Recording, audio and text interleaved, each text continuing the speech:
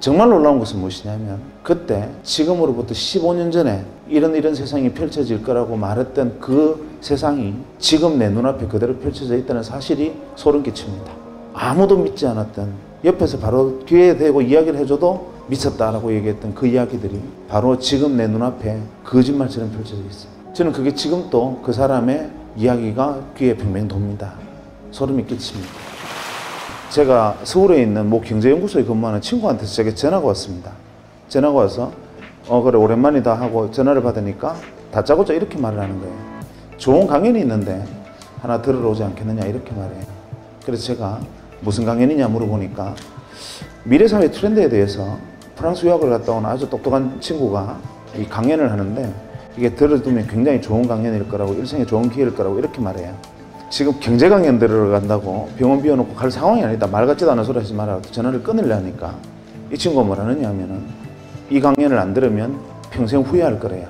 그래도 제가 시끄럽다고 전화를 끊었죠. 그런데 되게 여러분들은 안 그렇겠지만 사람이 자기에게 좀 못난 사람들은 누가 평생 후회한다는 둥, 일생일대의 기회라는 둥 이런 말을 하면 그 말이 귓가에 계속 뱅뱅 돕니다. 그래서 누구를 데려갈까 고민을 하다가 아무리 사방을 돌아봐도 그 시간에 강연 들어갈 친구가 없어요. 수요일 오후 3시에 하는 강연에 참석할 직장 다니는 멀쩡한 친구가 누가 있겠습니까? 그래서 누구를 데려갈까 고민하다가 한 명이 딱 압축이 됐는데 그게 누구였느냐 하면 텍사스 주립대학에서 MBA를 마치고 와서 1년째 백수하던 친구가 있었어요. 그래서 이 친구한테 전화를 했습니다. 강연 들으러 같이 안 갈래? 언제 어디서 하는 무슨 강연이 있냐 물어보지도 안 하고 그래 가자 그러는 거예요. 그래서 이 친구 같이 가기로 했습니다. 이 친구가 동대구에서 기차를 타고 대전역으로 오고 저는 대전역에서 만나서 같이 서울의 연구소로 왔습니다. 연구소 강연장에 들었으니까 이 강당보다 한 절반 정도 되는 강당에 좋은 의자들이 한 50개 놓여 있었고 거기에 꽉 차 있었습니다. 연구원들이. 그러니까 박사급 연구원들이 쭉 앉아 있었는데 이분들이 좋게 말하면 프라이드고 나쁘게 말하면 자만심이 이 폐소까지 부풀어 있는 사람들. 지금도 그 연구소가 그런데 93년도에는 다른 박사학위 받고 와서 백수가 기본 코스인데 한국 최고의 경제연구소에 있다는 사실만으로 어깨에 풍선이 이만큼 들어있던 사람들. 그래서 자만심이 엄청난 곳이었죠.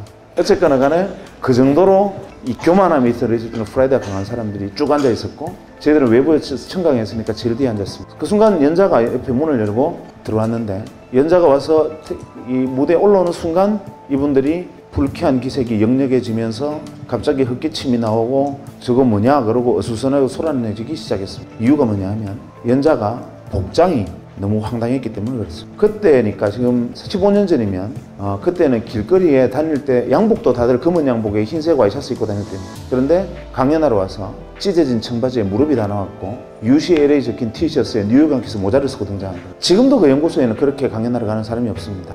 그런데 그런 복장으로 나타났으니까 이분들은 모욕당했다고 생각하는 거죠. 어디서 저런 날건달 같은 놈이 강연하러 왔느냐 뭐 이런 생각을 한 겁니다. 그래서 뭔가 불편한 기색들이 역력했는데 문제는 강연이 시작되고 터졌습니다. 강연이 시작되고 얼마 안 돼서 한 10분 정도 지나니까 뒷줄부터 한 명씩 일어서서 나가기 시작했는데 한 30분 정도 지나니까 다 나가고 앞줄만 몇 명 남고 외부에서는 저희들만 달랑 남았습니다. 대개 그 이유는 강연 내용에 문제가 있었기 때문인데 아무리 강연 내용에 문제가 있어도 그렇지 전원이 퇴장해버리는 경우는 놀라운 일이지요. 이유가 뭐냐면 이분이 들어와서 강연을 하는데 강연 주제가 기가 막혔습니다. 제일 먼저 칠판에 제목을 적었어요. 뭐라고 적었느냐 하면 WWW 이렇게 적더니만 다짜고짜 뭐라 하냐면 그리 멀지 않은 미래에 이 W 세상이 온다는 거예요. 그리고 이 안에는 은행도 들어오고 증권사도 들어오고 이걸로 핵무기도 만들고 전쟁도 이걸로 한다는 거예요. 딱 들으면서 저는 어떤 생각을 했느냐 하면 저 친구 테트리스 게임 개발하다 미쳤구나 혹은 망상장애 같은 정신질환이 있구나 이렇게 생각을 했습니다. 저뿐만 아니라 트렌드나 경제, 그 현상을 연구하는 전문학자들도 저는 저거 과대망상증 환자다라고 배척하고 다 일어나서 나가버렸습니다. 93년도에는 이런 이야기를 하면 그것은 정신병자입니다. 그래서 그때 당시에 웹의 개념이라는 것은 여러분 잘 모르시겠지만 모자익이라는 것이 그때가 소개되던 시점이었고 그때라도 이런 그래픽 기반의 웹 서비스가 이루어질 것이라고는 아무도 상상하지 못하던 시절에 이 사람이 조만간에 그런 세상이 온다라고 얘기를 하는 겁니다. 강연이 끝나고 연자가 너무 반응들이 황당했으니까 자기도 민망해서 머리를 긁으면서 그냥 문을 열고 나가는데 아무도 박수 친 사람도 없었고 아마 그 연구소에 그 전에도 그 이후에도 그런 일은 없었을 그 사람 그냥 나갔습니다. 쫓겨나듯이.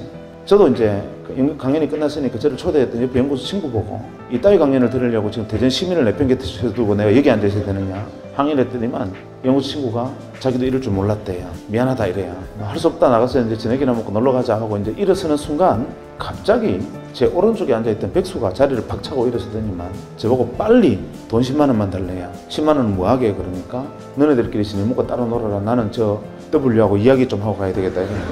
따로 갈게. 경비 좀 돼. 이렇게. 네가 저 사람하고 무슨 얘기를 하느냐 이러니까 강연에 깊은 감명을 받았대요. 그래서 제가 백수 보고 이렇게 말했습니다. 내가 볼 때는 니나 자나 상태가 비슷하다.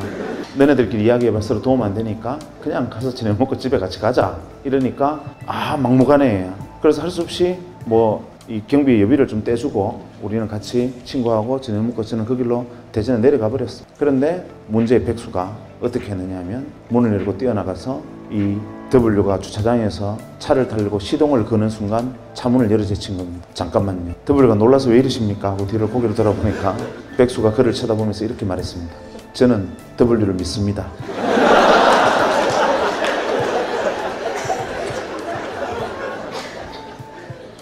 W가 믿어주시는 건 감사한데 왜 이러시나요? 이러니까 저를 W의 세상으로 인도해 주십시오. 이렇게.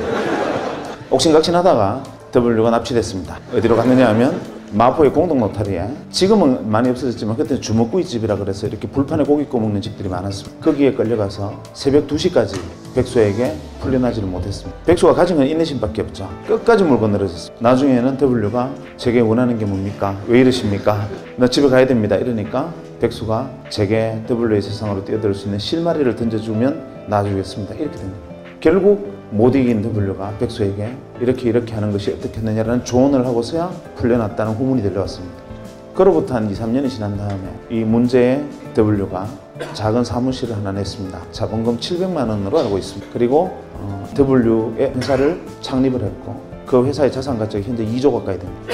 놀라운 일이죠. 쇼킹한 일입니다. 그건 그렇다 치죠. 그런데 저는 아직도 그때 일만 생각하면 모골이 송연한 것이 무엇이냐면 자본금 700만 원으로 출발을 해서 지금 수조의 자산을 일군 기업이 됐다는 게 놀라운 게 아니라 정말 놀라운 것은 무엇이냐면 그때 지금으로부터 15년 전에 이런 세상이 펼쳐질 거라고 말했던 그 세상이 지금 내 눈앞에 그대로 펼쳐져 있다는 사실이 소름 끼칩니다. 아무도 믿지 않았던 옆에서 바로 뒤에 대고 이야기를 해줘도 미쳤다라고 얘기했던 그 이야기들이 바로 지금 내 눈앞에 거짓말처럼 펼쳐져 있어요. 저는 그게 지금도 그 사람의 이야기가 귀에 뱅뱅 돕니다. 소름이 끼칩니다. 그런데 그럴 수 있어요. 5천만 중에 1명 정도는 지니어스한 인간이 있습니다. 특별한 인간이 있어요. 한치 앞에 운명을 내다본 데는 무당도 있는데 그럴 수도 있어요. 문제는 백수입니다. 이놈이 저하고 헤어지고 한 3주쯤 있다 전화가 왔습니다. 병원으로. 전화를 받아 상투적인 인사를 했죠. 그날 잘 내려갔냐? 이렇게 인사를 했더니만 다짜고짜 저보고 이러는 겁니다. 월급 받았나? 섬뜩하지 않습니까? 제가 첫 월급 받은 거는 당연히 받았을 텐데 그걸 왜 지가 저한테 묻습니까? 그래 받기는 받았는데 왜 그러니까 그 돈 내 빌려둬 이러는 거예요. 좀 심하지 않습니까? 남 첫 월급을 자기 빌려달라 말 같지도 않은 소리 하지 마라 이러니까 꼭 자기한테 빌려줘야 된대요. 사실 솔직히 말해서 백수가 빌려둬 이 말은 그냥 둬 이 말이잖아요. 나중에 내가 돈 좀 벌면 생각하자 지금 안 된다 이러니까 하는 말이 지금 그 돈을 빌려주든지 자기하고 30년간의 인간관계를 끊으래요. 마음으로는 끊고 싶죠. 우여곡절 끝에 제가 받았던 첫 월급 중에 60만 원을 제가 최소 생계비를 제외하고 이놈한테 다 뺏겼습니다. 지금도 그것만 생각하면 뼈가 아픕니다. 어쨌거나 제 돈을 빌려갔어요. 그리고 이 녀석이 무슨 짓을 했느냐 하면 작은 방을 하나 빌리고 거기서 사업을 시작했습니다. 그래도 또 좀 시간이 지나서 제게 전화가 왔습니다. 한동안 연락이 없다 전화를 받았는데 여보세요 하니까 내다 이러는데 그놈 목소리예요. 그래서 제가 전화 받자마자 나 돈 없다 이러니까 돈 이야기가 아니니까 안심하래요. 그럼 왜 전화했냐 그러니까 자기가 제 돈 빌려 사업을 시작했는데 그거를 좀 도와줘야 되겠대요. 돈 말고 내가 뭘 도와주냐 그러니까 아주 단순하니까 주소만 하나 만들면 된대요. 그게 무슨 주소 그러니까 그건 아니고 굉장히 단순한 건데 가상 주소를 하나 만드는데 그 이유는 뭐냐면 편지를 주고받는데 필요한 거래요. 내용을 듣고 보니 지금으로 말하면 이메일 시스템을 운영을 하는데 거기에 이제 아이디를 만들어라 이 말입니다. 그래서 제가 첫 번째 바로 이렇게 말했습니다. 니 내 돈 빌려서 거지 됐나? 냉철한 지성과 합리적인 판단력으로 볼 때 너는 무조건 망한다. 왜냐하면 내가 세 가지만 물어볼게. 첫째, 너 1년에 편지 몇 통 쓰냐? 네가 1년에 편지 3통 이상 쓰면 내 손에 장을 지진다. 대개의 사람이 다 그럴 텐데 그거를 컴퓨터를 통해서 편지를 주고받는 사업이 되겠나? 무조건 안 된다. 두 번째, 설령 편지를 3통 이상 쓰는 사람이 있다 치자. 그래도 우표값 30원이 아까워서 그거를 컴퓨터를 해서 쓰겠나? 셋째, 편지란 자고로 6필로 쓰는 거다. 이 사업은 무조건 안 되는 사업이다. 하니까 이 친구가 하는 말이 W가 말씀하시기를 에브리바디가 컴퓨터로 편지를 쓰는 날이 온다 했다는 거예요. 그래서 제가 그날 내가 너를 데려간 내 업보다 하고 어쩔 수 없이 아이디를 하나 만들어줬습니다. 또 시간이 흘렀습니다. 그 다음에 저희 병원에 전용선이 들어왔습니다. 소위 여러분들이 지금 쓰고 있는 메가패스와 인터넷 전용선이 그때 들어왔습니다. 어디에 제일 먼저 들어왔느냐? 종합병원에 제일 먼저 들어왔습니다. 정부기관하고. 그때 정보고속도로 사업 때문에 의료정보산업하고 행정전산망 사업 때문에 정부와 종합병원에 시범적으로 인터넷 전용선들이 깔리기 시작했습니다. 들어오기는 들어왔는데 책상 위에 정부 지원 컴퓨터도 올라왔고 전용선이라는 게 깔려 있는데 대체 이거는 쓸 데가 없었습니다. 기껏 한다는 게 하이텔 접속하는데 조금 빨랐다는 거. 그렇게 컴퓨터를 방치해 두고 있는 어느 날 또 백수가 전화 와서 뭘 하나 어떻게 해라 해서 그냥 뭐 어떻게 했습니다. 그러고 난 다음에 무심코 하루는 컴퓨터를 딱 켜니까 갑자기 바이러스 먹은 것처럼 크다는 창이 하나 붕 뜨더니만 산신령 그림이 하나 나타나고 산신령이 편지를 들고 있는 그림이 나타나요. 그러면서 편지가 왔습니다 하면서 산신령이 이렇게 편지를 흔들어요. 이게 뭐야 하고 클릭을 하니까 동창회 소집 공고 제목이 이렇게 되어 있는, 아 이놈이 한다는 짓이 기껏 한다는 짓이 이거구나 하고 투덜거리며 냉소적으로 바라보다가 잠깐 놀랐습니다. 뭐냐면 수신인이 170명입니다. 수신인 명단에 170명으로 되어 있어요. 그래서 제가 어라 170명한테 한 방에 다 보낼 수 있으면 이거는 뭐 그런 대로 나쁘진 않네 하고 거기다가 답장하기 기능을 통해서 모두에게 하시겠습니까? 그때만 해도 그렇게 후진적으로 답장하기 모두에게 하시겠습니까? 예 하고 나는 대전에 무슨 병원인데 너네들 어딨니? 하고 보냈더니만 이틀 만에 무려 한 7, 80명의 동창으로부터 편지가 쏟아졌어요. 나는 뭐 어디에 있다, 나는 정부에 뭐 과천 애도청사에 있다, 이런 식으로 막 연락이 쏟아졌는데 이거 신기하지 않냐? 되게 반응이 이랬습니다. 알고 보니 백수가 동창회 명부를 들고 정부나 대기업, 종합병원 같은 전용선이 들어와 있을 만한 곳에 근무하는 친구들을 일일이 전화를 해서 설명하고 가입하게 하고 그 다음부터 낚시질로 메일을 계속 낚시 메일을 던지고 있었던 거예요. 저도 덜컥 물었던 거죠. 그날 이후로 저희 병원의 진료가 마비가 됐습니다. 이유가 뭐냐면 저희 병원 직원들한테 소개를 했더니만 다들 메일놀이에 빠져가지고 지금으로 메일을 메신저처럼 사용한 겁니다. 건강원에서 어제 저녁에 뽀뽀하는 거 봤다 이러면 선생님이나 신경 쓰세요 뭐 이런 식으로 왜 하루 종일 메일놀이 너무 신기하니까 메일놀이를 시작한 거죠. 저희 병원 직원이 다 가입하는데 일주일이 안 걸렸습니다. 물론 그 동창들 주변에 있던 사람들도 그랬죠. 그래서 서울도 아니고 대구에서 시작한 전자메일 서비스 회사가 1년 반 만에 250만의 가입자를 모집했습니다. 그리고 99년 초에 골드만삭스라는 외국계 투자사 600억의 지분을 넘겼습니다. 그리고 지금은 포스코 센터 옆에 있는 이렇게 쳐다보기도 어려운 빌딩의 소유주이기도 하고 그 안에 4개의 벤처기업을 거느린 벤처 지주사의 회장으로 변신해 있습니다. 백수가. 그리고 제 돈은 아직 안 갚았습니다.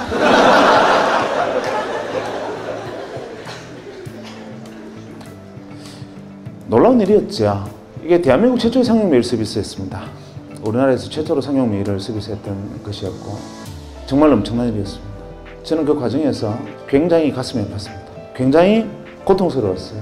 옆에 지켜보면서. 왜냐하면 이 친구가 잘 된 게 배가 아픈 게 아니라 왜 같은 장소에서 같은 사람으로부터 같은 말을 들었는데 자기도 눈이 2개 있고 저도 눈이 2개 있고 귀는 똑같이 2개 달렸고 같은 귀와 같은 눈을 가지고 똑같은 사람으로부터 이야기를 들었는데 왜 백수의 눈에는 인생을 걸고 뛰어들어야 하는 복음으로 들리고 저한테는 망상장애를 가진 환자의 그냥 기괴한 이야기를 들렸던가. 이게 이해가 안 됐습니다. 왜 이 차이가 도대체 어디에서 온 거냐. 혹시나 미국 가서 MBA 한다고 접시 닦고 온 게 통찰력을 넓힌 것이냐 생각해봐도 그건 아니었죠. 왜냐하면 그때 당시 앉아있던 박사과 연구원들은 그보다 더 오래 있었을 테니까. 그것도 이유는 아니다. 대체 이유가 뭐냐 고민을 하던 차에 마침 그때 제가 읽고 있던 책에서 답을 구했습니다. 제레미 러프킨 아시죠? 제레미 러프킨이 그때 쓴 책인 책 제목이 기억이 안 납니다. 이런 내용이 있었습니다. 현생 인류가 한 20만 년, 30만 년 전에 출발을 할 때 현생 인류가 가진 자산은 돌도끼가 유일한 거였다. 그런데 한 2, 30만 년이 흐르고 난 다음에 인류가 가진 자산은 어마어마하게 문명이 발전했다. 그런데 많은 사람들은 착각하고 있다. 무엇을 착각하고 있느냐 하면 지난 30년간 명멸했던 태어나서 사라져갔던 모든 인류가 이 문명의 발전에 기여했다고 생각하지만 천만의 말씀입니다. 인류의 문명이 이만큼 온 데는 0.1%의 창의적 인간이 다른 사람은 보지 못하는 것을 보고 생각하지 못하는 것을 생각하고 다른 사람은 꿈꾸지 못하는 것을 꿈꾸고 여기가 새로운 세상이다라고 어두운 곳에 깃발을 꽂으면 0.9%의 통찰력과 직관을 갖춘 안목 있는 인간이 그것을 알아보고 거기에 뛰어들어서 한 배를 타고 등을 밀고 손을 당기면서 이루어낸 역사다. 1%의 역사다. 이렇게 말을 합니다. 그래서 제레미 르핀은 0.1%의 창의적 인간과 그것을 따라 알아보고 협력하고 함께 문명을 건설한 0.9%의 안목 있는 인간, 통찰력 있는 인간, 이 1%가 인류 문명을 이끌었고 나머지 99%를 무엇으로 규정했느냐 하면 잉여인간으로 규정했습니다. 잉여인간이라는 말이 그때 처음 등장했습니다. 가슴이 뜨끔하시죠? 잉여인간, 제레미 르핀은 거기다 갈로에서 이런 말을 썼습니다. Organic material. 잉여인간은 organic material이다. 유기물이라는 거죠. 그냥 섭취, 배설 반복하고 이산화탄소를 뿜어내는 존재. 그 다음에 때에 따라서는 자연계로 돌아가서 동물성 사료가 되기도 하는 그런 존재의 99%. 그래서 항상 0.1%가 새로운 것을 주장하면 0.9%가 함께 그것을 이루어내고 나머지 99%는 매번 세상 참 좋아졌다. 옛날에는 이렇지 않았는데 세상 참 놀랍군. 엄청난 일이야. 계속 이런 말만 하면서 따라오는 사람들 99%로 구성되어 있기 때문이죠. 그걸 보니까 답이 딱 떨어졌습니다. W는 0.1%였고 제 친구 백수는 0.9%에 속했고 저는 잉여인간이었던 거예요. 인정하기 싫었지만 인정하지 않을 수 없었고 그게 사실이었습니다. 한데 그게 슬퍼지야. 나를 유기물이라는데 내게 이성이 없는 임팔라 따위하고 저하고 같은 존재라는데 기가 막히죠. 그래서 어떻게 하면 이걸 벗어날 수 있을까? 두 번째, 지금 이번에 90년대에 일어나고 있는 이 엄청난 현상들, 변화들 이것만이 일시적인 현상이냐? 제레미 르핀 역시도 지금 현재 변하고 있는 이 모습만 보고 헛소리하는 건 아니냐? 과거에도 진짜 그랬나? 이게 궁금했습니다. 그래서 레트로그레이드하게 뒤집어 보니까 구구절절히 국면이 바로 제레미 르핀 이야기와 일치했습니다. 대표적인 예로 다른 것까지 이야기할 필요는 없고 경제사만 하나 놓고 보면 한 200년 전에 산업혁명이 일어났습니다.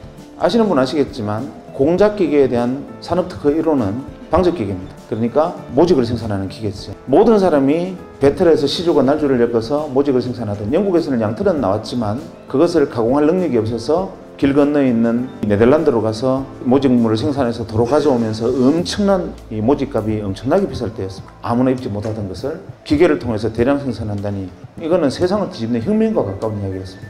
창의적이죠. 그 기계를 만든 W는 획기적인 물건을 개발한 겁니다. 문제는 다른 사람들은 다 그냥 그런 게 있나 보다 하는데 그때 당시 글래스고의 그 공장이 처음 만들어졌을 때 주변에서 감자밭을 하던 사람들 중에 일부가 이렇게 생각합니다. 저놈 W다. 저거 세상 뒤집겠다. 산업을 중심이 되겠다. 나도 저기 뛰어들 방법이 없을까? 고민을 합니다. 그러다가 어디에 주목을 하느냐 하면 죽었다 깨나도 기계를 만들 재간은 없으니 어디에 주목을 하느냐 하면 모직 생산이 잘 되면 아무리 기계가 잘 돌아가 봐야 양털 없으면 안 된다. 지금 대개 천재들의 가장 큰 단점은 좌우를 돌아보지 않는 겁니다. 공장은 지어놓고 양털을 어디서 가져올지를 생각을 하지 않고 우선 지금 가져오듯이 그냥 하면 되겠지 생각하지만 그것을 딱 착안한 일부 감자밭을 하던 사람들이 감자밭을 갈아엎고 양목장을 시작합니다. 모직 생산 어마어마한 속도로 인기를 끌고 양털이 대량으로 필요해지면서 어마어마한 부를 양목장주들이 가져갑니다. 뒤늦게 너도 나도 감자밭을 갈아엎고 양목장들을 하는 바람에 영국에 감자파동이 일어납니다. 감자기근으로 영국 아일랜드 같은 경우에 거의 절반이 감자파동으로 죽는데 이유는 바로 모직 때문입니다. 그 상황을 두고 토마스 모어는 유토피아라는 책을 씁니다. 그러면서 토마스 모어 유토피아는 제일 앞에 이런 말이 나오죠. 시가 나옵니다. 양이 사람을 죽였네, 양이 사람을 죽였네. 그거 보면 양이 사람을 뿔로 떠받아 죽였다고 생각하시겠지만 사실 그때의 사회상, 즉 산업이 사람을 죽이는 것을 묘사를 했습니다. 전부 양목장을 하는 바람에 사람이 먹을 감자가 없어져서 감자기근이 들고 결국 굶어 죽게 생긴 사람들이 감자를 훔치게 되고 결국에는 감자를 훔치면 교수형에 처한다는 법이 만들어지고 영국의 길거리에는 교수형에 처해진 목매달린 시체들이 줄줄이 늘린 상황, 그 가혹한 상황을 두고 토마스 모어가 유토피아를 씁니다. 어쨌거나 간에 그만큼 한 명의 생각이 세상의 사회사까지 뒤집어 버립니다. 결국 양목장주들이 어마어마한 부를 축적합니다. 그래서 지금 영국에 가면 약 300개 정도 유력 가문이 있다 그러는데 그 가문들의 문양을 잘 들여다보면 이 양뿔이나 양머리가 그려진 문양들이 많습니다. 그것은 과거 200년 전에 조상들이 양목장을 했던 사람들의 후손이다 라는 것을 증명합니다. 문제는 그때부터 시간이 다시 조금 더 흐릅니다. 유럽에 드디어 소형 내연기관이 만들어지고 그것을 마차에 장착하는 초창기 형태의 원시적인 자동차가 만들어집니다. 하지만 그것을 자동차로 볼 수는 없었죠. 근대적 개념의 자동차를 제일 먼저 만든 사람이 누구냐 하면 헨리 포드입니다. 1903년에 헨리 포드가 자동차라는 걸 만듭니다. 변속기, 악셀레이터도 붙어있는 소위 말하는 클러치 장치까지 만들어진 자동차라는 것을 헨리 포드가 개발합니다. 미국에서 제작 발표합니다. 헨리 포드가 옆에 서서 이것이 자동차다 이렇게 얘기를 하니까 도하 미국 언론들이 그 다음날 획기적인 물건이다 라고 기사를 받은 게 아니라 헨리 포드를 조롱하는 기사들이 미국 신문을 도배를 합니다. 기사 내용은 이렇습니다. 헨리 포드라는 쪼다가 자동차라는 물건을 하나 만들었는데 이거 아주 웃기는 물건이다. 왜냐하면 이거 한 대 만드는데 기차보다 돈이 더 들었단다. 기차 한 대보다 더 비싼 생산 단가로 자동차라는 것을 만들었는데 그것을 실제로 보니 기차는 100명이나 타는 데 비해서 자동차는 고작 4명밖에 못 하더라. 이딴 걸 만들어 놓고 신기술이라 그러니 헨리 포드가 얼마나 쪼다냐 이런 기사를 만들고 심지어는 워싱턴 포스트의 경우에는 헨리 포드가 자동차를 거꾸로 들고 벌 쓰는 그림까지 그립니다. 만평으로. 헨리 포드가 투자자를 모집하려 하는데 못 구합니다. 아무도 그 사업에 뛰어들지 않죠. 좌절하고 절망합니다. 그리고 비망록에 이렇게 씁니다. 세상의 모든 사람들이 나를 바보라고 비웃는데 나는 나를 조롱하는 사람들이 바보라고 나는 확신한다. 이유는 뭐냐면 그 사람들은 내가 자동차 한 대를 만들 때 들은 비용을 두고 비싸다고 말하지만 대량 생산하면 가격은 떨어집니다.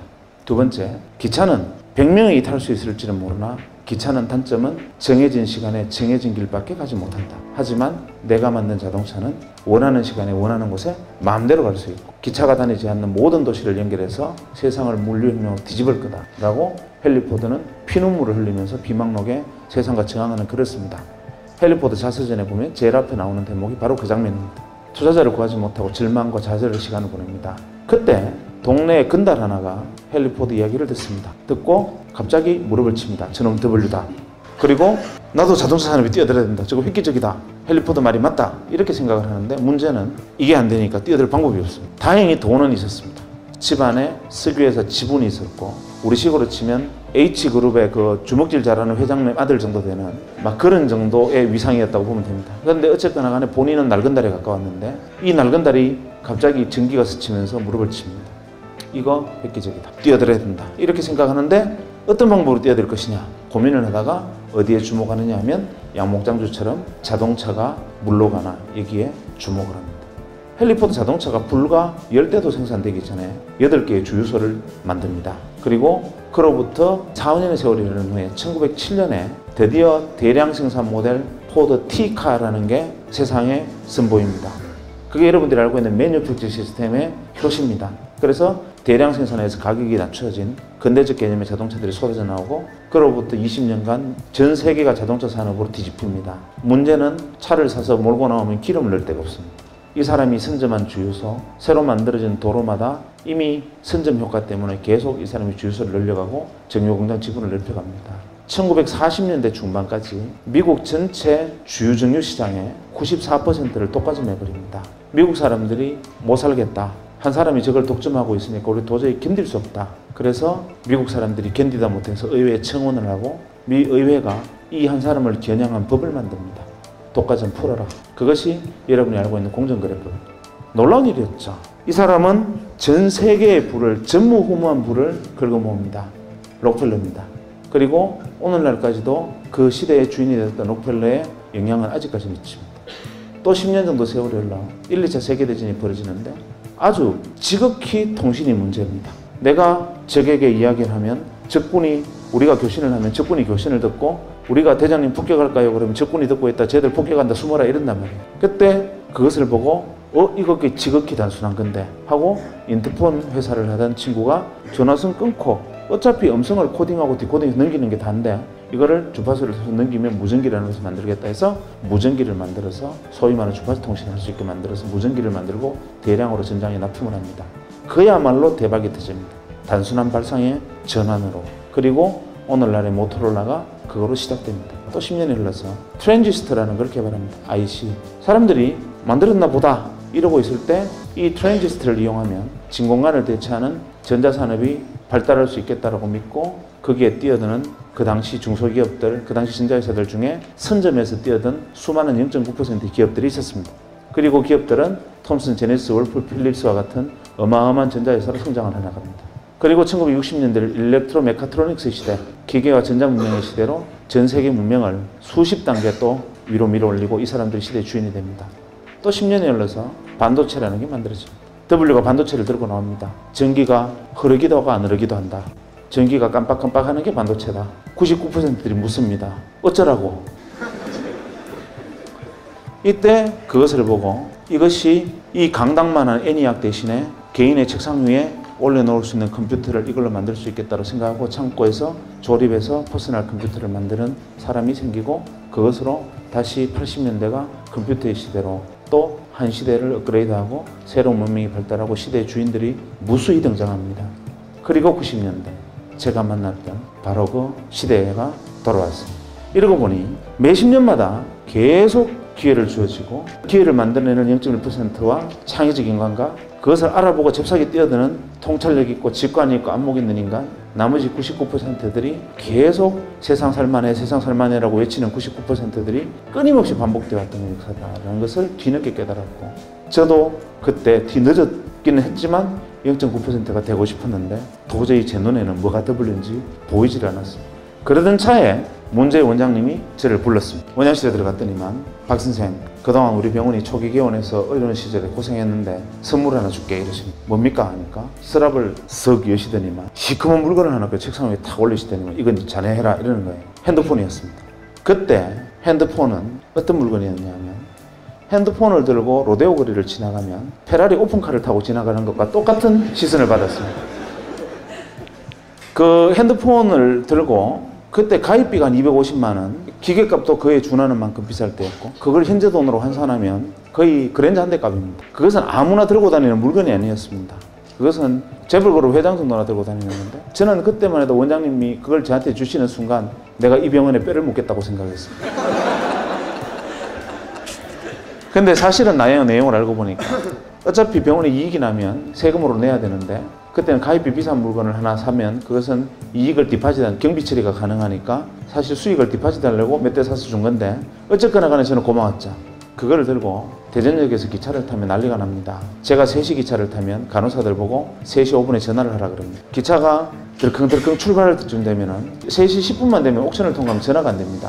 그래서 딱 3시 5분에 전화해야만 통화가 됩니다. 대전권에서만. 그래서 기차를 타서 자리에 앉아서 기차가 들크덩 하는 순간 전화벨이 울립니다. 가방을 열고 전화를 꺼내서 뚜껑을 열고 여보세요 하는 자리에서 일어서는 순간 쓰러집니다.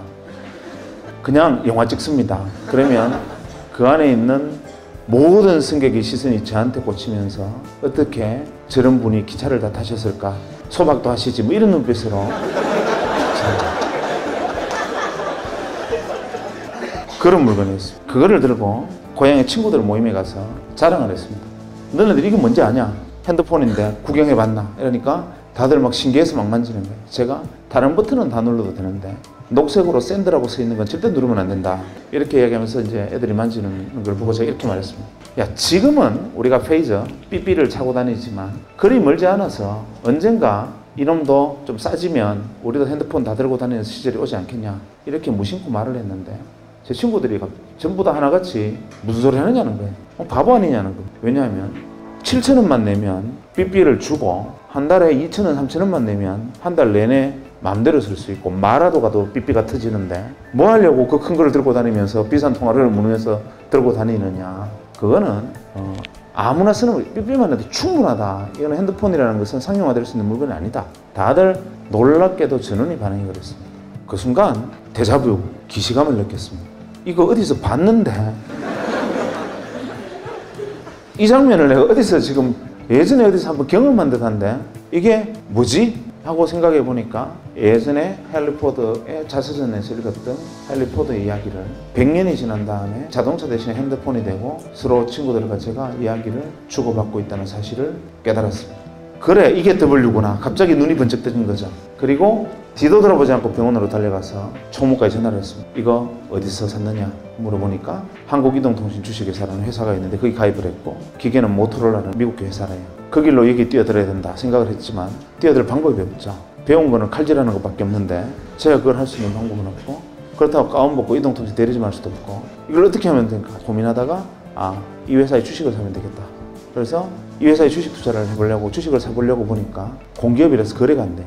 그때 한국이동통신, 지금 SK텔레콤이 전신은 공기업이었습니다. 그런데 마침 SK그룹으로 넘어간다는 소리에 한국이동통신 주식회사를 다니던 사람들이 자기가 가지고 있던 자사주를 명동 사채시장에 내다 팔고 있었습니다. 그때 당시 명동 사채시장에 가면 금강 구두표 10만원짜리 8만원, 엘칸토 구두표 10만원짜리 7만원, 한국이동통신 주식 2만원, 대량 입하, 대량 구매 시 협의 가능, 뭐 이런 식으로 벌럭벌럭 하면서 이 종이들이 붙어 있었습니다. 저는 사실 그때 그 내용을 정확히는 이해를 못했지만 왠지 뛰어들어야 된다고 생각했고 가서 월급만 받으면 제 생활비를 제외하고는 가서 무조건 그때 그 한국이동통신 자사주를 샀습니다. 그리고 바로 얼마 안 돼서 SK로 넘어가서 SK텔레콤이 되고 주식시장에 상장이 됐는데 무려 6만 5천 원이 된 거예요.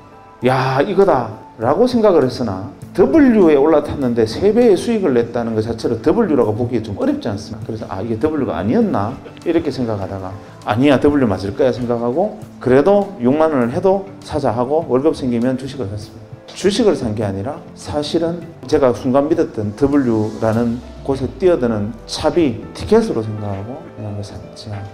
시간이 조금 그리 말리 흐르지도 않아서 3, 4년이 지난 다음에 제가 99년 말에 이제 한 시대가 끝났구나, 이제는 그만하자 하고 틀고 나올 때 그걸 다 주식을 매도할 때 520만 원이 돼 있었어요. 주식이. 그러니까 2만 원에 산 주식이 520만 원이 돼 있었던 거죠. 세상 사람들이 저보고 그때부터 주신이라고 불렀습니다. 주식 투자의 대가다. 저는 억울했습니다. 나는 주식 투자를 한 게 아니고 정말 내가 그 순간 우연히 다행스럽게 지나가는 마지막 W 버스를 아슬아슬하게 뛰어들어서 범퍼 위에 올라타서 딱 붙어서 그 버스에 올라타고 다행히 다음 정거장으로 갈 수 있었던 것 뿐인데 그거를 주식 투자라고 오해를 했습니다. 그래서 모 방송국에서 의사 한 사람이 이동통신 주식을 사서 대박 터졌다라는 소문을 듣고 왔다고 취재를 요청하는데 저 아닙니다. 어느 물어봐서 제가 핸드폰 그거 하게 생겼습니까? 뭐 이렇게 거절을 했었는데 알고 왔다는 거예요. 그래서 혹시나 그냥 나갈까봐 약속을 했죠. 그것이 알고 싶다처럼 탁장 밑으로 다리만 찍고 이름하고 이런 소속은 바꿔서 나가기로 하고 이제 슬리퍼 신은 발만 밑으로 이제 찍기로 하고 했습니다. 근데 그날 저녁에 뉴스에 의사 출신 주신 이래가지고 얼굴까지 홀라당 다 나와버렸어요. 그 시대는 그랬습니다. 약속이라는 게. 그래서 그때부터 어쩌다 보니까 밖에 끌려 나와서 이렇게 이야기를 하고 다니지만 저는 계속 항변합니다. 지금도 나는 주식 투자자 아니다. 나는 그냥 W 버스를 올라타기를 기다리는 승차 대기자일 뿐이다 라고 주장을 하죠. 그런데 문제는 그걸로 끝난 게 아니고 99년 말에 다행히 그걸 정돈을 하고 그 다음에 약간의 이제 성과가 있었겠죠. 문제는 그 성과가 여러분이 상상하는 것처럼 엄청나게 돈을 번 건 아닙니다. 왜냐하면 월급 받아서 생활하고 나머지 돈으로 조금씩 정리했으니까 레버리지는 컸을지 모르겠으나 만약에 지금처럼 저도 이제 뭐 의사생활 많이 하고 돈 많이 벌고 만약에 그렇게 했었으면 지금 재벌 됐겠지. 그런데 그런 것은 아니었으나 어쨌거나 간에 티켓을 끊고 3등석에 타는 건 성공했다. 이런 정도였는데 어쨌거나 그 작은 성과를 낸 다음에 2000년에 바로 고민을 해야 될 거 아닙니까? 왜냐하면 2000년에 새로운 버스가 올 테니까요. 자, 내가 이제 99%가 아닌 정말 나 유기물이 아닌 반드시 1% 안에 들어가는 인간이 확실하다면 2000년대에 새로운 버스가 내 눈에 보여야 되는데 내가 W가 아닌 건 잘 압니다. 많은 사람들이 자기가 창의적인 천재가 아니라는 사실은 본인이 잘 압니다. 근데 세상은 그걸 무시하고 애서 천재가 되라고 얘기하지. 학교 다니는 애들 보고도 영재교육원 같은 데 보냅니다. 구슬에 흙이 묻은 걸 닦으면 구슬이 되지만 자갈 들고 아무리 닦아도 옷만 받곤 합니다. 그런데 엄마들은 자갈을 들고 계속 광을 내겠다고 영재교육원 또 데리고 다니고 여러분 많이 시달렸지요. 이 중에 W가 있으면 앉아있는 태도가 틀립니다. 물구나무를 서 있다든지 아니면 저기 천장에 매달려 있다든지 뭐 다를 겁니다. 아니면 눈빛이 광안이라든지 뭐 이런 뭔가 달라요. 우리는 그 0.1%를 두고 그런 이상한 행동을 하는 돈키호테라고 99%는 돈키호테라고 부릅니다. 그런데 실제로 그런 행동을 하는 사람 중에 99%는 돈키호테가 맞아요. 그게 문제입니다. 그러니까 일개사단에 돈키호테가 있으면 한 명이 W고 나머지 9,999명은 진짜 또라이거든요.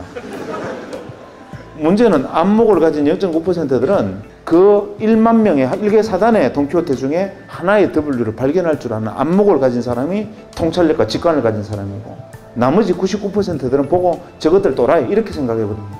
매번 앞서 나가는 사람을 보고 저거 정신 나갔다 또라이 떨은 끄집어 내린다. 이러니까 옛날에 미셀 푸코와 같은 철학자들은 감시와 처벌이라는 책을 통해서 인간이 가지고 있는 어리석음을 통렬하게 비판하게 됐습니다. 어쨌거나 간에 2000년대 새로운 버스를 올라타지 못하면 저는 다시 99% 유기물을 재확인하는 거니까 올라타야 되겠는데 아무리 사방을 돌아봐도 뭐가 더블유인지를 보이지가 않았습니다. 새로운 10년의 W가 뭐냐? 제 눈에는 안 보였습니다. 그래서 저는 지금도 인공인간은 확실하다고 생각합니다. 저는 그 정도도 1%가 안 되는 건 확실합니다. 안 보였어요. 고민을 했습니다. 아무래도 안 보였다. 어떻게 하면 좋을까? 방법은 있죠. 가서 많은 사람들의 이야기를 듣고 내 눈에 안 보이는 건 보이는 사람들의 이야기를 들으면 된다. 그래서 그 이야기를 듣기 위해서 2000년 말부터 2001년 중반까지 과감인지 무모인지 모르겠지만 백수로 돌아가기로 결정을 했습니다. 그래서 제가 그때 한 10개월 정도를 백수를 했습니다. 의사를 그만두고 한 10개월간 놀았습니다. 놀면서 무슨 짓을 했느냐 하면 제가 생각할 때 이 사람은 W일지 몰라라고 생각하는 나보다 똑똑하고 많이 공부했고 내가 속하지 않았던 집단에 참여하고 있는 사람들을 찾아가서 만나서 이야기를 들었습니다. 대학에서 강의하고 있는 친구, 아니면 가서 뭐 연극하는 친구, 아니면 연구소에 있는 친구, 혹은 뭐 기발한 친구, 심지어는 애니메이션 하는 친구까지 찾아가서 그냥 밥 사주고 술 사주고 이야기 듣고 그래 뭐 너네들 뭐 하고 있냐, 뭐 그거 어떻게 보이냐, 그 내용이 어떤 거냐, 이렇게 10개월간 틈만 나면 점심이건 저녁이건 아침이건 약속으로 사람을 만났습니다. 현자들을 만난 거죠. 내 머리가 안 되면 남의 머리를 빌리면 되니까. 한 10달 정도 사람들이 이야기를 만나서 이야기를 듣다 보니까 정리가 좀 됐습니다. 아, 이거였구나. 내가 볼 눈은 없었지만 다른 사람 눈을 빌리니까 보였어요. 그래서 지금 여러분은 하루하루가 너무나 소중하고 하루하루가 자기 미래의 생을 결정하는, 어떻게 생각하면 정말 오늘 내가 이 자리에서 그냥 가만히 앉아 시간을 보내고 있다는 사실이 진저리가 날 정도로 현재의 모습에 대해서 자각을 해야 됩니다. 제가 이만하면 먹고 살만하지 않습니까? 직업이 의사고 뭐 나름대로 폼나는 일도 많이 하고 돈도 좀 벌었는데 뭐가 답답해서 앞으로 10년이 뭘까를 고민하고 또 사람 만나러 다녀야 되겠다 이렇게 생각을 하고 있는데, 하물며 여러분은 제가 10년 후에 어떤 W가 있겠습니까? 이제 2년 후에는 어떤 것이 주인이 되겠습니까? 라고 물으면 여기 있는 사람 중에 아무나 손 들고 나와서 내 생각은요? 라고 2시간 동안 이야기할 수 있어야 됩니다. 학생은 앞으로 2년 후에 새로운 W가 어떤 거라고 생각하나요? 라고 제가 질문을 던지면 제 생각에는 이렇고 이런 이유로 해서 내가 생각할 때는 이것이 새로운 W가 될 것 같아요 라고 이야기할 수 있는 준비가 되어 있느냐? 라고 제가 여러분에게 물었을 때 여러분 준비되어 있습니까? 그런 준비가 돼 있어야 되고 최소한 그 준비를 하기 위해서 치열해야 됩니다.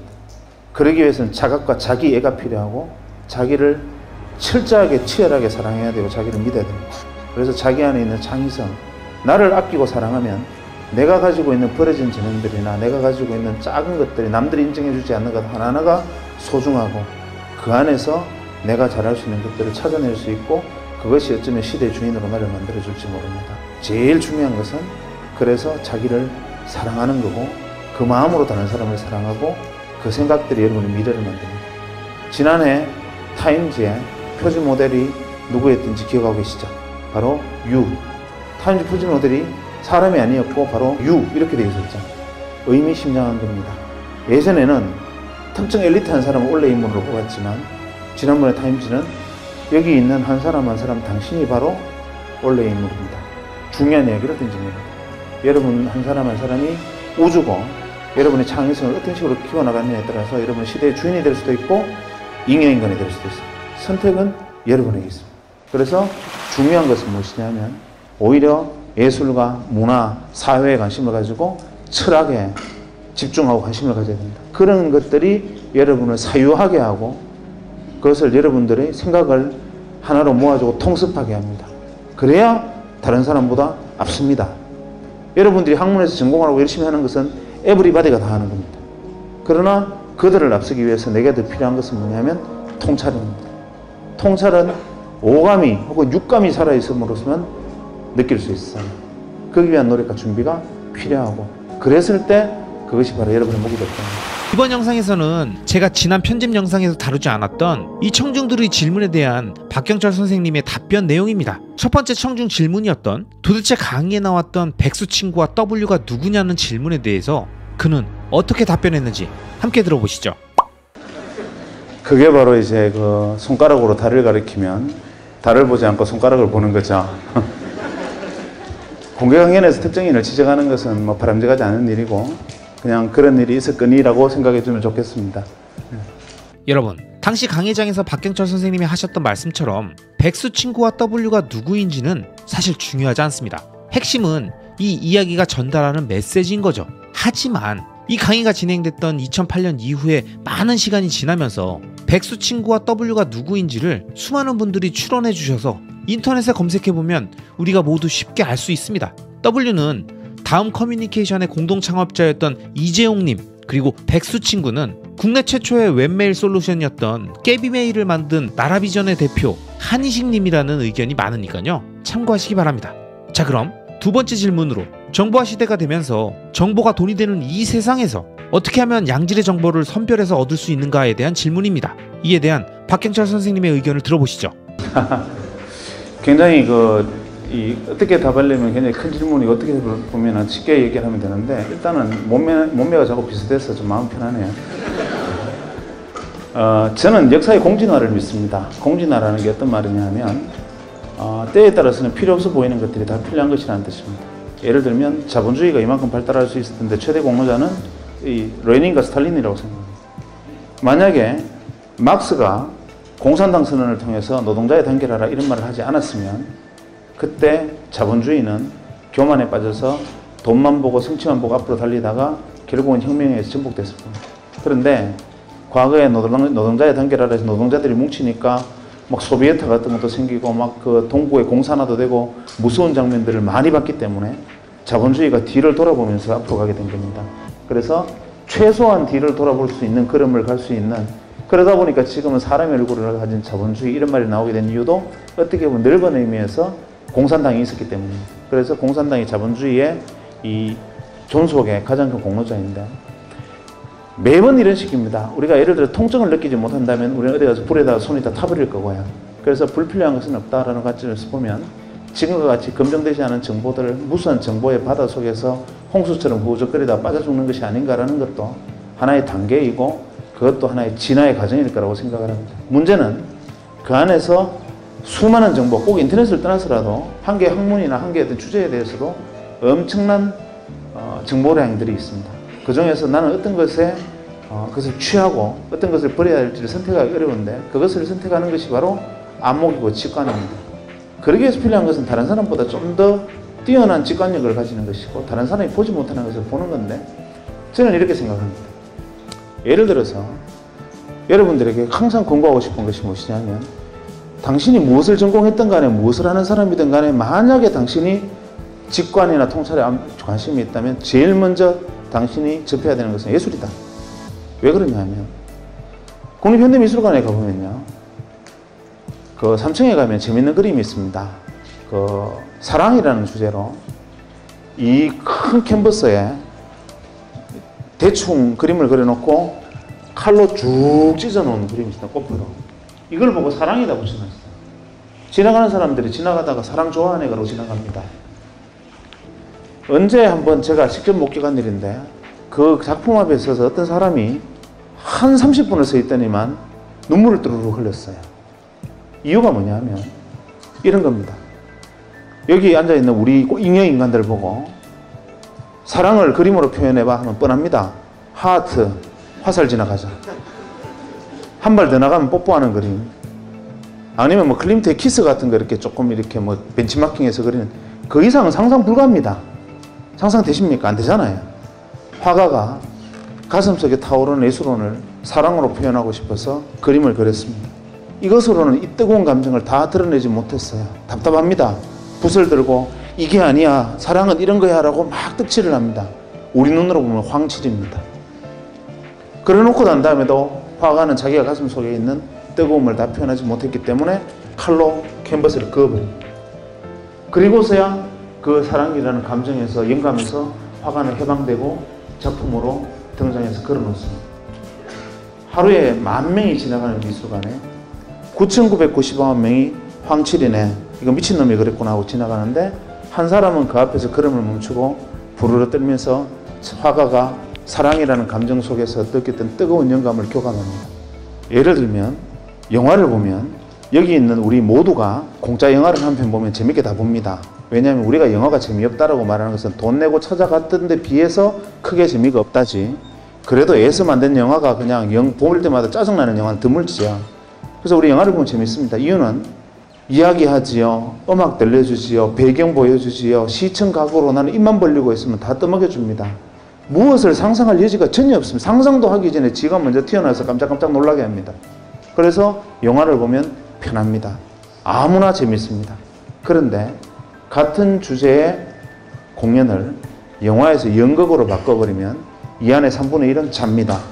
왜냐하면 배경이 사라지고 정해진 고정된 배경 안에서 두 사람의 대화와 몸짓만으로 효과가 사라진 상태에서 이야기를 하면 우리는 어느새 그것을 받아들이고 영감을 이해하고 받아들이는데 나는 저해감을 느끼는 겁니다. 그것까지는 또 괜찮습니다. 사랑이라는 주제로 연극에서 다시 발레로 가면 이 중에서 2명 빼고 다 잡니다. 왜냐하면 사랑을 표현하는데 말 한마디 없이 갑자기 둘이 막 이렇게 나와서 한 바퀴 뺑그러 돌고 픽 쓰러져 버리는 겁니다. 그리고 사랑이라는 거야. 이해가 안 되죠. 왜냐하면 우리는 생략에 익숙지 못하고 풍부하게 들려주는 것에만 익숙해져 있어요. 단순하게 말해서 요즘 여러분들이 애정을 표현하는 방식도 그래요. 이벤트 한다고 사장을 고백하면서 식당 레스토랑 하나 빌려가지고 애들 벌룬 막 올라와가지고 사랑해 글씨 막 올라오잖아요. 그 이벤트의 크기만큼 사실 당신을 사랑하지 않는다는 말입니다. 무슨 말이냐면 내가 눈빛으로, 내가 느낌으로, 내가 당신과 전해지는 교감으로 그 사랑의 마음을 다 보여주지 못했기 때문에 보여주지 못한 것이 안타까워서 그야말로 생쇼를 하는 겁니다. 가식을 하는 거죠. 눈빛만 보아도 이 사람이 나를 사랑하는지 사랑하지 않는지, 스치만 가도 지나가는 돌뿌리라는 발로 차도 그냥 돌을 차고 지나가는 사람과 그 밑에 있는 개미들이 평화가 깨질 것이라고 믿는 사람들, 이렇게 생각하는 것이 다르고 영감에 따라 포착이 틀리고 감각이 틀립니다. 그래서 여러분들이 살아있는 오감과 육감을 다 깨워야 되고, 지금 여러분들이 의자에 앉아 있으면서 엉덩이가 의자에 눌려가지고 엉덩이가 무거운 느낌을 제 말을 들으면서 느끼지요. 왠지 갑자기 엉덩이에 압박감이 오지 않습니까? 그런데 우리는 어느새 이런 것들을 잃어버리고 삽니다. 그냥 귀만 귀, 눈만 눈, 쉽게 보여주는 것들 보면서 나머지 감각도 잊어버리고 사는데 온몸의 감각이 시퍼렇게 살아있어야 됩니다. 길을 걸으면서 발바닥에 전해지는 느낌, 우리가 길을 가면 생각하면서 지나가면 모든 길을 지났는지도 내가 모르고 지나가면 쳐다보면서 가면 무슨 생각을 했는지 모르고, 이런 것이 아니라 오감이 생생하게 살아있고 다른 사람이 보지 못하는 것을 느끼고 생략되고 절제된 그 안에서 그것을 파악할 수 있는 눈을 가진 사람들은 결국 99개의 껍데기 중에서 진짜 한 개의 알곡을 찾아낼 수 있는 통찰을 거기서 키웁니다. 그래서 중요한 것은 무엇이냐면 오히려 예술과 문화, 사회에 관심을 가지고 철학에 집중하고 관심을 가져야 됩니다. 그런 것들이 여러분을 사유하게 하고 그것을 여러분들의 생각을 하나로 모아주고 통습하게 합니다. 그래야 다른 사람보다 앞섭니다. 여러분들이 학문에서 전공하고 열심히 하는 것은 에브리바디가 다 하는 겁니다. 그러나 그들을 앞서기 위해서 내게 더 필요한 것은 뭐냐면 통찰입니다. 통찰은 오감이 혹은 육감이 살아있음으로서만 느낄 수 있어요. 그러기 위한 노력과 준비가 필요하고, 그랬을 때 그것이 바로 여러분의 목이 될 겁니다. 자, 여러분, 이제 이 강의에서 나온 마지막 질문입니다. 아마 많은 분들이 한 번쯤 생각해 보셨을 만한 질문을 한 학생이 던졌는데요. 만약 내가 W를 알아보고 발견했는데 나의 직업은 그 W와 전혀 상관이 없는 전공과 직종이라면 그 W의 세계에 뛰어들기 위해 자신의 직업을 버리고 과감하게 변경하는 게 맞을지, 아니면 박경철 선생님이 하셨던 것처럼 자신의 직업은 유지한 채 그 자산에 투자하는 방식으로 접근하는 게 맞을지에 대한 질문입니다. 특히 사회초년생이나 아직 젊으신 분들이라면 더 고민이 될 만한 이 질문에 대해서 뭐라고 답했는지 함께 들어보시죠. 성취라는 것에 대한 차이가 있는 겁니다. 예를 들면 제가 하고 있는 의사라는 직업은 굉장히 특별한 직업입니다. 제가 칼을 들고 수술실에 서 있을 때는 이 사람이 무엇을 하는 사람이든 누구이건 이 인생에서 가장 절박한 순간입니다. 이 사람은 내가 어떤 수술의 결과를 가져오느냐에 따라서 자기가 누구이건 간에 생사가 갈라집니다. 그러니까 의사라는 직업은 굉장히 특별한 것이고, 그래서 나는 그 직업을 제가 그만둘 생각은 추호도 없기 때문에, 예를 들면 제 일의 가치가 어디에 있느냐에 보면, 우리가 직업이라는 것을 경제적 이익, 사회적 명예 혹은 성취 여기에 둔다면 더 나은 성취나 더 나은 이해를 줄 수 있는 것을 위해서 과감하게 버리는 것이 맞습니다. 하나, 모든 직업이 마찬가지지만 당신이 가지고 있는 직업이 철학적으로 내가 가장 소중하게 생각되는 것이라면 그럴 필요가 없습니다. 그러기 위해서는 그것을 지키고 가는 것이지, 우리가 개 끌고 가다 보면요, 돈도 마찬가지입니다. 우리 개 데리고 산책을 하면, 줄 끌고 가면 개가 내 앞에 왔다 갔다 뛰다니다가 목적지에 도달합니다. 이 개가 지가 나를 데리고 왔다고 생각해요. 지가 나를 끌고 왔다고 생각합니다. 사실은 개줄 잡고 있는 내가 가는 대로 지가 앞뒤로 왔다 갔다 온 것인데 개는 그렇게 생각할 겁니다. 때로는 우리는 줄에 매달린 개와 같은 삶을 살고 있을 수도 있어요. 돈이나 성취 이런 부분들도 내가 가고자 하는 바를 뚜벅뚜벅 걸어가서 내가 가고자 하는 소중한 곳에 도착을 했을 때 내가 지나온 걸음 하나하나에 맺혀져 있던 열매를 담아보니 그것이 돈일 수도 있고 성취일 수도 있고 명예일 수도 있고 그러한 것들이 주어져 있다면 개를 끌고 온 개 주인이지만 그것을 위해서 내가 그것을 일로 매진해서 그것만 위해서 내가 방향을 바꾸고 뛰어가면 개줄에 주인의 줄에 목이 메어진 개나 다름없는 신세가 될 거라는 거죠. 그래서 결국은 어디에 오너십을 갖느냐는 겁니다. 모든 직업이 소중하다는 틀렸습니다. 그냥 내가 그 직업이 밥을 먹기 위한 직업이냐, 내가 의미를 가지기 위한 직업이냐, 거기서 내가 가치를 어디에 두느냐. 우리는 대개는 그것을 경제적 성취나 뭐 사회적 성취에 포인트를 맞추긴 하지만 제 경우에는 그랬단 말입니다. 제 경우에는 혹시나 다른 분들도 마찬가지예요. 이 중에 유치원 교사가 될 분도 있고 대학에서 학생을 가르치는 분도 있고 때에 따라서는 어디 공무원하실 분도 있는데 그 직업의 가치와 철학에 내가 매료되어 있는 사람들은 그것이 제1의 중요한 것이 그거를 버리고 그것을 다른 걸 선택하는 것은 내가 개개되어야 되겠다는 소리입니다. 그것은 지켜나가면서 할 수 있는 세상이 충분히 가능하고 저를 보세요. 제가 사실은 명함에 그냥 외과에서 박경철 이렇게 찍혀있는데 명함에 만약에 제가 쓸데없는 하고 있는 사기꾼 비슷한 직업을 다 집어넣으면 한 30까지는 될 겁니다. 그런데 할 수 있지 않습니까? 가능합니다. 그죠? 그래서 어떤 선택을 하느냐는 자기의 소신과 철학에 달려 있습니다. 여러분, 이 마지막 질문에 대한 답변 내용처럼 자신의 소신과 철학에 따라서 누군가에겐 돈보다 더 소중한 가치들이 존재할 수 있습니다. 그렇기에 우리는 무조건 돈을 쫓으며 그 자산에 끌려다니는 삶이 아니라 내가 준비된 상태에서 그 자산들을 컨트롤하고 완벽히 이해가 된 상태여야 투자든 사업이든 목표든 그 무엇이 됐든 정말 제대로 된 W를 향한 도전을 할 수 있는 거죠.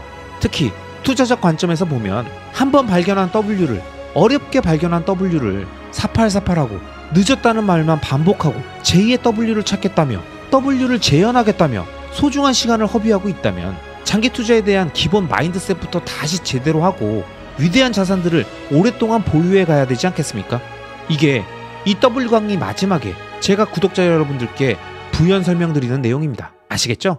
그럼 오늘도 끝까지 시청해주신 모든 구독자님들을 리스펙합니다.